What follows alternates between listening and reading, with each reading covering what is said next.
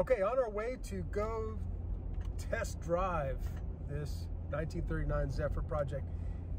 Let's see what happens, and I appreciate all of you coming along for the ride. Okay, so now we're going through our second test drive here. Okay. And we're going to try and just see how the car behaves now that we've done some of the preliminary work to it. It did start up and idle, and yeah, it started really well. The clutch seems okay, from what I can tell so far. Yeah, the clutch is working well, and they have a habit of not working well, especially if they get oil on them, they'll slip. Yep. So we know that this one is dry and operating properly. Okay. Engine runs smoothly, so what we're going to do is we're going to put it through a couple of acceleration tests. Then we want to brake it as hard as we can, so brace yourself. That's not bad. Yeah, those are good brakes. Yes, well, they're hydraulics. The first year for hydraulic brakes in a. Well, that's right. This is a 39, first year. 39, so it's born with hydraulic brakes. Now, you know, we talked about this before. Yeah. That the mechanical brakes up to 38 get a bad rap, and they really shouldn't, because if they're adjusted properly, they work just fine. And it's hard to tell the difference. 39 is having a hydraulic brake system works a little bit better, and it works a lot better in the rain. So if you're in a slippery condition or a rainy, going through a puddle, you can actually cause mechanical brakes to completely fail. So when you talk about hydraulic brakes, especially if you live in and around rain, and that sort of thing, then most definitely you would like to have hydraulic brakes. Right. Now I'm going to give it a third gear punch here. Third gear pull. Get on the gas. It'll either cough and sputter. This one doesn't. It still runs smoothly. Now we're going to stop really hard again. Okay. Hang on. And you notice that it not only stopped, it didn't swerve, which means that there's not a particular one of the four brakes that's favoring one side or the other. So they're balanced out well. They appear to be balanced well. Now we've already kind of did a preliminary adjustment on them, so. Okay. Now we want to see if it's got some bottom end, which it does. Shifts smoothly into second without, there's a little bit of chatter there, but not bad. Okay. Engine runs quiet. We're kind of keeping our eye on both the oil pressure and the temperature. It's only about a 75-degree day, but if it was typical Arizona summer, these drives would be longer because we're trying to get it to overheat. Yeah. We want it to overheat on our watch, not on the customer's watch. Right. Second gear, it's got good power. Yep. You know, you wouldn't get that out of a lot of cars in this era. Yeah. Wouldn't have very much punch in second gear. So again, we want to just keep driving it.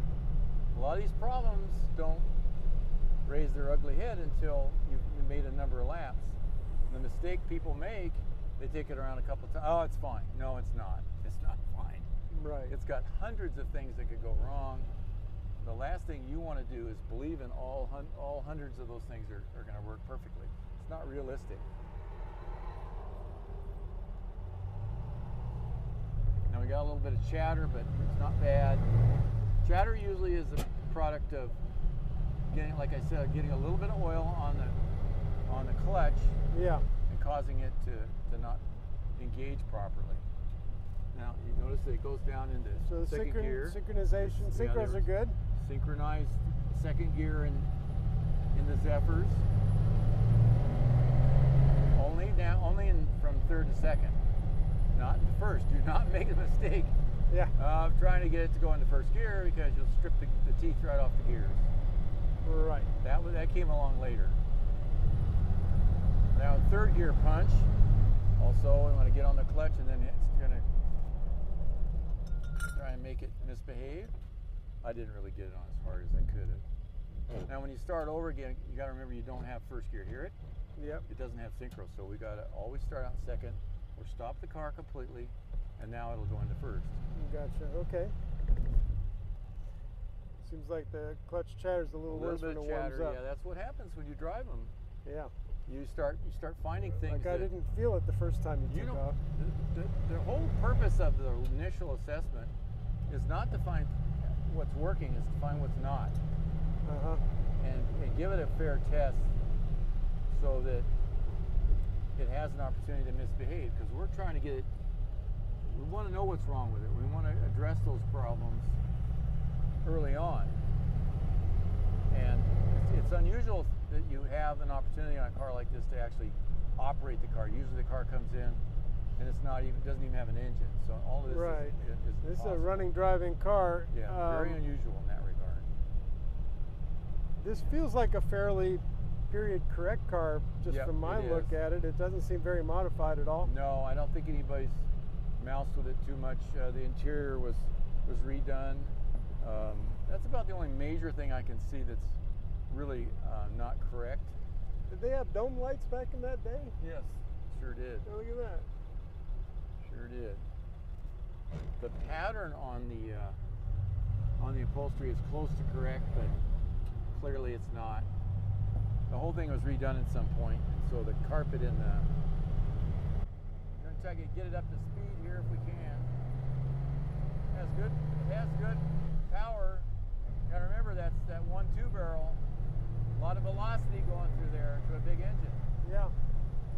So we got it up to, this Vito says 50. I'd say that's pretty accurate. So that's really good news, because those speedometers are real expensive to fix if you got a problem. That's a big item right there that it's working. It's not only physically big, but financially big. So also want to see how it goes around corners. There's no real body lean. Right. So the shock system is working properly. These cars are just really well designed, and they sit down low. So they're not like some of the other cars a little earlier where they were up high, and so if you went around a corner, you felt like the whole thing was going to fall over. Right. And Lincolns were built, to look really good and to drive really well. And so part of that is how this car sits. A big part of it, actually. It's actually a judging point at the high point shows how a car sits. How does it look? Yeah. Does it have a slight rake from the back to the front? If it does, and it sits down, and it's centered over the wheels, front and rear, then that's considered to be a correct stance. Okay. And you see some of these cars are sitting flat on the ground. That is not correct. Yeah, right. You see them jacked up. That's not correct. Now, talking a little bit earlier with your mechanic, apparently there are a few things that need to change. Yeah, well, we're discussing a lot of different things that the customer would like to do. And we want to do a really good assessment, especially of the engine, because the engines are long-winded, expensive, and increasingly getting difficult to find parts for. So what I've told this gentleman is that we want to try and keep this engine as close to what we already have. We don't need to be tearing it apart to do certain things if it doesn't even need it. Yeah, if it's not got big leaks and it's got good power and it's quiet, the whole secret of doing a proper restoration is to see what you don't have to do and emphasizing that, because there's a tendency in some of the shops to try and find things wrong. I mean, if you ever asked an engine builder if an engine needed to be rebuilt, he only has one answer. And it's not no, okay? I've never seen one say, oh yeah, let's tear it apart and let's redo it. That's their standard MO. You don't ask an engine builder if the engine needs to be rebuilt. Right. He's always going to say yes. So this one we're gonna do a test on the see if it's got some oil, and in this particular case I noticed that it has a device on the engine to catch the blow-by and feed it back into the carburetor, which is standard operating procedure with modern cars, just to get the exhaust gases that contain the smoke and whatnot, to send it back through the carburetor and burn it again. That usually you get rid of almost all of the emissions that way. That's interesting. That's a good way to do that, and Lincoln Zephyr's don't have any real provision built into them, the V12s, I mean, Yeah. to get rid of the smoke that comes off of the burning of the fuel. It's not that the engine has got a problem. It's just that's part of its design. Yeah. And So its understanding the need of crankcase ventilation was later, generally, and so this one's been modified a bit to reflect. Yeah, it has a device on it that it operates really well. The exhaust gases come out of the engine, go up into the base of the carb, and they're burned again. So it's not exactly a attractive system, but it works. Yeah, cool. So that's good. So we got a lot of good things going on with the car. I guess the cosmetic things, which you can just see if you're looking at it, Yes. those are basically up to the taste of the owner and what he wants to Yes, do. and we're going to have a lot of discussions about that. He's indicated he wants to wood grain everything. This really rare piece, this ashtray, we talked about that in an earlier episode, is incredibly rare, and these chrome bars are generally pitted or missing. Right. And you don't want to know what they're worth. Right, and they're It's nice. They're all Lincoln here. Zephyr only. Wow. They were not present in 38 or 40. So. And he's got them all, and they look good. He's got them all, and they're in really good shape, so we won't have to do any work on that. That's really good news. Yeah. A lot of good things going on with this particular car. 82,000 miles. Is there any thought that that's a chance that I'd that's be real? willing to bet that's correct. If you look at the wear patterns, one of the secrets of determining actual mileage as opposed to you got to remember that could be turned over. In the old days, the odometers would actually spin over. Sure. And so they just keeps it starts at could zero. Be 182 again. or yeah, it could be 182. So this one I think is correct. I'd be willing to bet it because of the overall wear condition. If you look at these are the original. Another telltale is the original. The pedals, the covers. The pedals. This one is worn off. That would be ordinary in 80,000. If, for instance, it was 180, especially this clutch pedal, which had to be pushed thousands of times, would probably be worn off on the left side.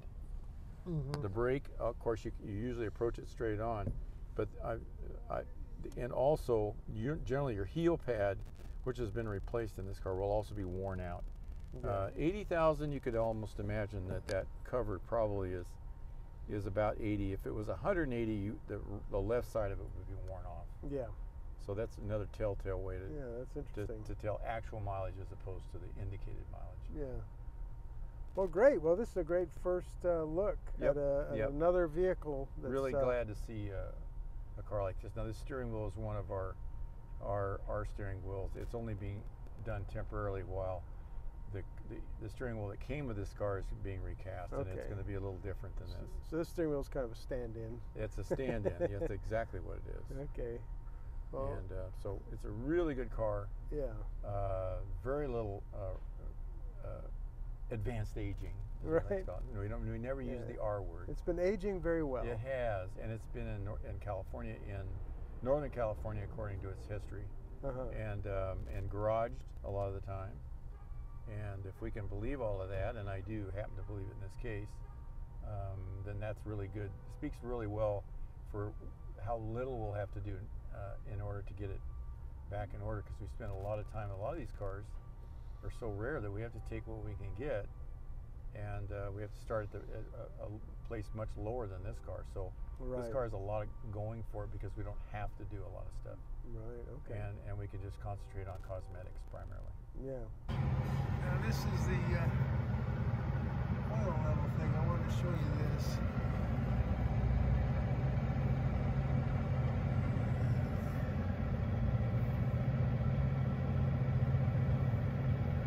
So it is literally floating on the oil crankcase. It's so cool. So cool. There's your oil filter canister here.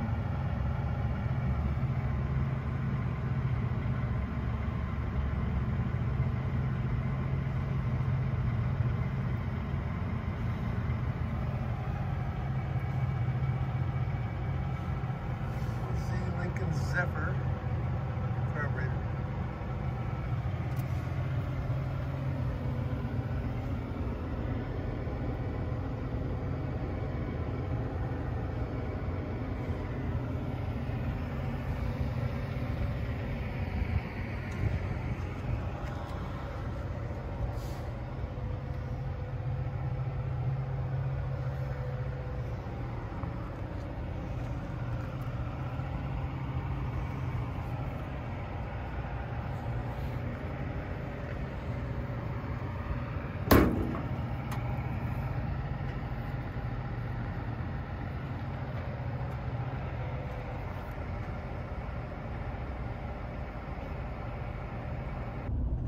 that was a lot of fun.